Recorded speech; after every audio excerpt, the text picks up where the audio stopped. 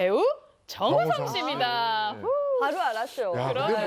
근데 저 잘생겼다는 칭찬을 듣는 것도 이제 지겨울 것 같아요. 맞습니다. 정우성 씨는 1994년 고소영 씨와 함께 출연한 영화 구미호를 통해서 또 데뷔를 했는데요. 네. 후 영화 비트, 태양은 없다를 통해서 일약 스타덤에 오르게 됐습니다. 그리고 올해 어느덧 50세가 된 아직은 아, 싱글남입니다. 아, 나도 누가 잘생겼다고 그러면 힘들던데, 이제. 정우성 씨는 얼마나 힘들까? 네, 잘생기셨어요.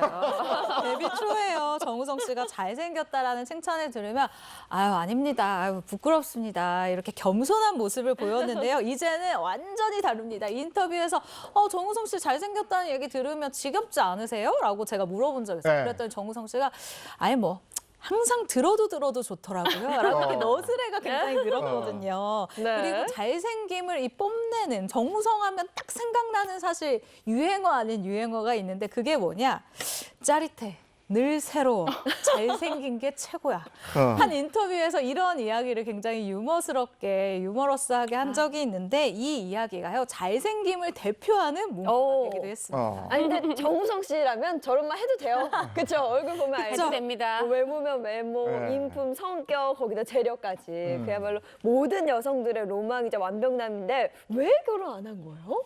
네, 정우성 씨가 아직 결혼을 하지 않는 이유는 바로 저 같은 이 국민 시어머니들이 전국에 한 몇만 명 정도는 있기 때문이다라고 생각이 드는데요. 또 한편으로는 정우성 씨가 사실 2번의 공개 연애를 했었잖아요. 그런데 이 공개 연애 이후에 어느 정도 좀 후유증이 있지 않을까라고 생각하는 팬분들도 굉장히 많으시더라고요. 아, 그러니까 국민 시어머니라고 불리는 분들이 정우성 씨를 좋아하는 팬들 뭐 이런 분들이군요.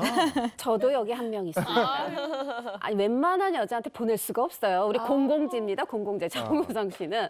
자 그런데 이런 정우성 씨가 잘생겨서만이 아니에요. 그동안 우리한테 보여준 사랑의 모습이 너무 진실해서인데 예를 들면 이렇습니다.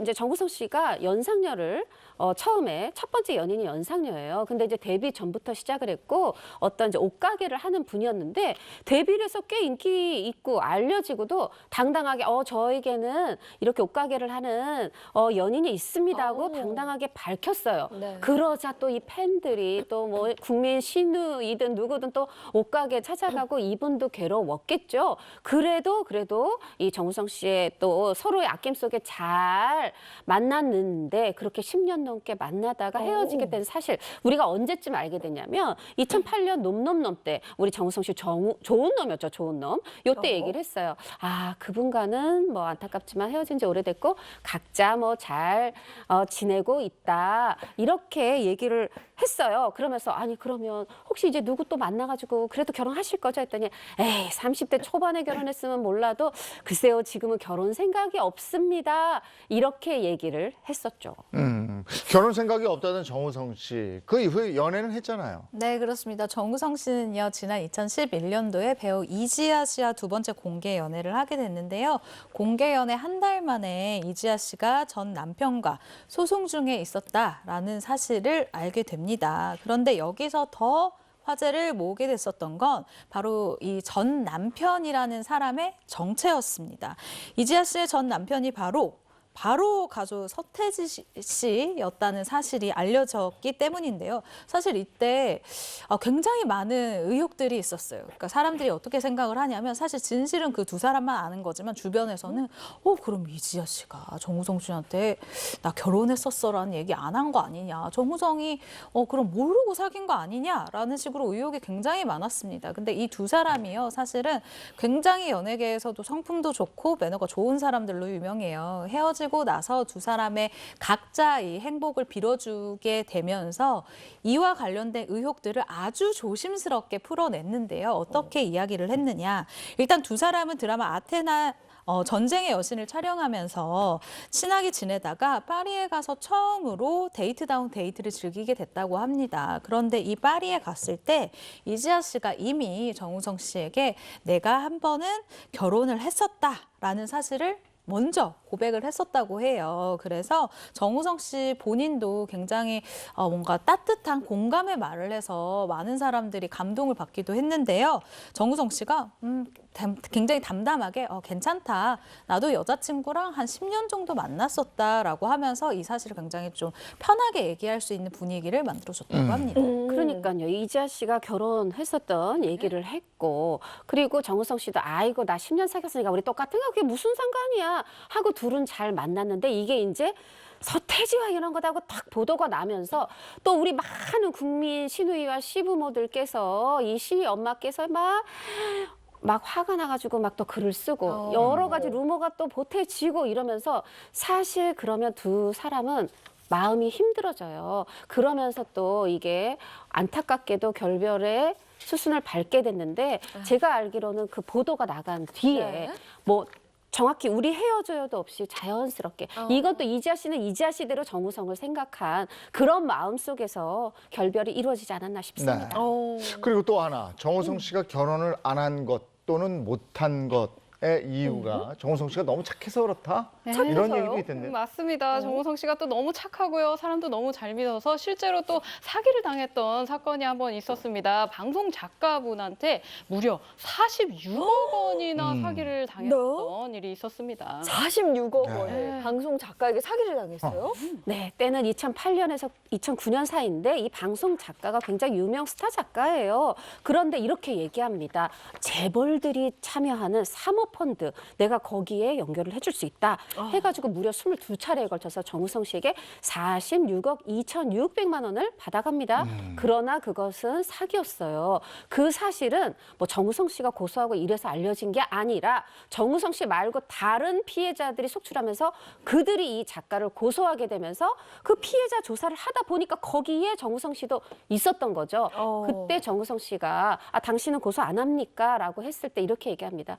꼼꼼히 살펴보지 않고 그냥 좋은 거 있다고 하니까 이거를 말하자면은 그냥 섣불리 투자한 내 잘못도 있고 혹은 어떤 사람들은 뭐 정우성이 한다 이렇게 하니까 또 믿고 투자한 분도 있을 거야. 거기까지도 마음이 쓰여서 저는 고소하지 않겠습니다. 또 이렇게 밝혀서 많은 사람들을 당시 놀라게 했었죠. 근데 46억 너무 큰 돈인데. 아니, 그것도 2008, 9년에 사신 그때 거예요. 그러니까요. 이거 착한 걸 좀 넘어서는 게 아닌가 싶고요. 근데 제가 듣기로는 정우성 씨에게 대놓고 고백한 또 연예인이 있다고 합니다. 이거에 또 고백에 화답을 했어요? 정우성 씨가? 네, 바로 방송인 박경림 씨입니다.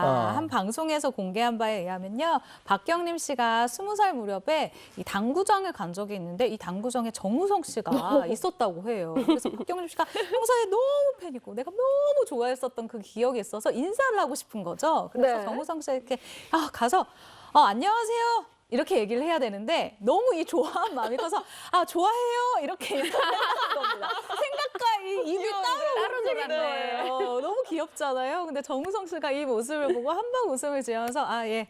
저도 좋아합니다라고 얘기를 했다고 합니다. 이후에 또 이 두 사람의 인연이 계속 이어지게 되는데요. 박경림 씨가 한 토크쇼에 이제 진행을 하게 됐어요. 그때 이 오픈을 할 때 연예인들이 왜 축하한을 보내주기도 하잖아요. 네. 근데 정우성 씨가 아주 센스 넘치는 화한 문구를 적어서 보냈습니다. 뭐라고 적었냐? 정조각이 사랑한 치명적인 그대. 라고 본인을 정조각이라고 하면서 사랑한 그대라고 얘기를 했습니다. 박경림 씨 너무 부럽네요. 부럽네요, 진짜. 그러니까요. 나도 좋아해요, 정조각 씨. 저도 다음에 정우성 씨를 만나게 된다면 꼭 한번 써먹어보고 싶은데요. 근데 박경림 씨는 이분에 비하면 정말 너무나도 약합니다. 개그우먼 이영자 씨께서 그 장혁 씨 결혼식장에 갔대요. 근데 거기서 정우성 씨를 만났는데 글쎄 정우성 씨한테 이제 인사 멘트로 어머 우리 언제 한번 봐요 라는 멘트를 해야 되는데 그쵸. 본인도 모르게 우리 언제 한번 자요라고 얘기를 해가지고 굉장히 당혹스럽게 만들었다고 합니다. 그럼 이 정도 되면 좀 화를 낼 수도 아니 근데 정우성 씨가 그럼 어떤 반응을 보였을까요? 네, 정우성 씨는 굉장히 사색이 돼서 당황하는 모습을 보였지만 네. 그래도 예의 있게 그래요라고 대답을 했다고 합니다. 예의가 넘쳐요. 아니 왜냐면 뭐 각자 자면 되니까. 네. 그러네요. 그쵸. 언제 한번 자유 너무 좋아 보이네요. 뭐 언제 한번 자 맨날 자는데. 그러니까 각자 자는 거지.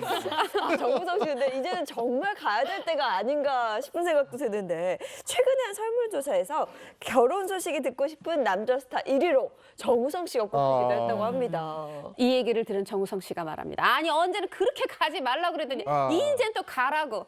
이렇게 편안하게 너스레를 떠는 거에서 느끼는 게 나는 절대 결혼 안 해. 이건 아니구나 싶은데 60에 결혼해도 늦지 않습니다. 결혼을 아직 마음을 접지 마세요. 네. 근데 정우성 씨가 결혼을 못하는 또는 안 하는 이유 중에 하나가 또 고독한 눈 때문이다 이런 얘기. 정우성 씨 하면은 굉장히 그 우수에 젖은 눈, 이 눈이 가장 먼저 저는 떠오르는데요. 이 관상을 보고 사주를 보는 분이 정우성 씨의 눈에 대해서 이렇게 얘기를 합니다. 정우성의 눈은 명봉안이라고 해서 봉황이 울음을 짓는 눈이다. 눈썹과 눈두덩이가 굉장히 조금으로 고독하다라고 하면서요. 이런 쐐기를 박았는데 배우자와의 인연이 약한 편이라고 개인적인 의견을 넣었습니다. 기쁨과 슬픔이 공존하는 저의 마음은 무엇일까요? 예.